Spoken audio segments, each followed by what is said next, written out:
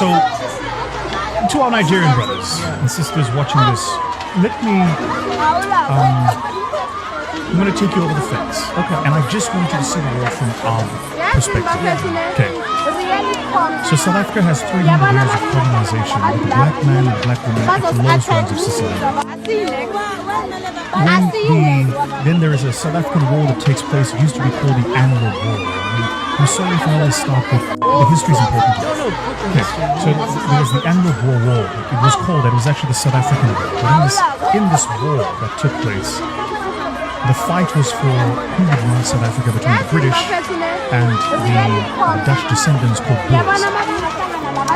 And the Dutch descendants won. And circa 1948, they come into power and they establish a government based on separate development. That's where the word apartheid comes from. Apartheid. And so, and again, if you study the social ladder, black man and the black woman is right at the bottom.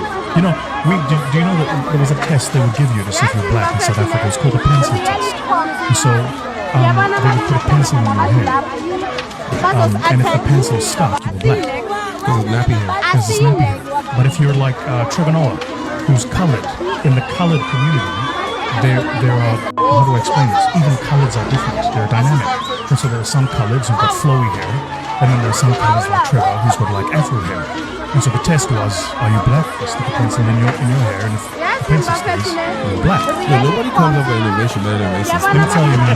Top tier racism unlocks. Unlocks things, right? Weapons, bombs, it's like, yo, really invested in your hatred, though. You know?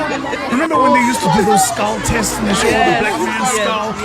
Like they had to have scientific backing for it. I'm like, you guys are dedicated. Yeah. Like I can just hate you, but I don't need to do all this research. Nobody spends more time finding proof than because the truth doesn't need to be, it doesn't need to be lied about anyway. So I make this point only to say that the reason these tests existed was because being black meant something. It made you at the lowest rung of society.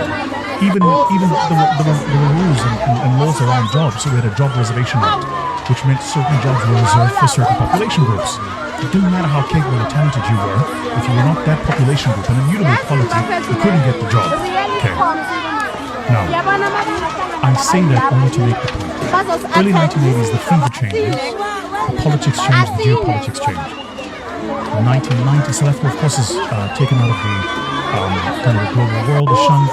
We are removed from the Olympics, we're removed from the World Cup, all of these things. 1990, Nelson Mandela gets released from prison. And he wasn't released because of the goodwill of the other side. He was released because the economic system of apartheid could no longer sustain. Sooner or later, even for racists, things come down to economics. That's why none of us knew Elon Musk's true belief until it affected his wallet. Then we saw it, right? Anyway, so in 1994, when the miracle of South Africa happens, we all take to the vote, one man will vote, and the country is free, and the laws change. For the first time, you can be black and successful and not an exception. Because the word black success is before. My own mentor who passed away, Richard Maponya, built businesses during apartheid. But he had to find workarounds around the law. So you had to be an exception to succeed. But now you could be black and naked. So around that time, the blacks are like, man, finally, let me get me a shot. And then out of nowhere, these goddamn Nigerians, now shows up Chica now. Who's this now? And then, Chica, she grew up in the US, and then she went to the school, and I'm like, oh, I didn't go to the US. What's this about? So the tension is because it's like we're just like, can we just get a minute? Give us 50 years. 50 years. Let us get a bit of the pie. Y'all can come later.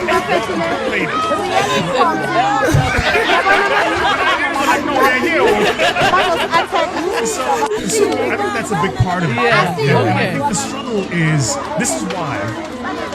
It's why I take the work I do in the company so seriously, because I understand the subliminal messaging that there are fellow countrymen who see me and go, why would you want a cuff time? And what I'm trying to show them is we're just people. Like we're all families, we're trying to put food on the table, we're all dreams and aspirations, and everywhere you go, everybody's struggling with something. And that actually, if we bothered around what makes us cool and what makes us different, we would go a lot further, much quicker. So that's the part of the story that often is not told. There are other nuances to it, but that's probably the major thematic part that I think if it was understood from the other way, people would carry on.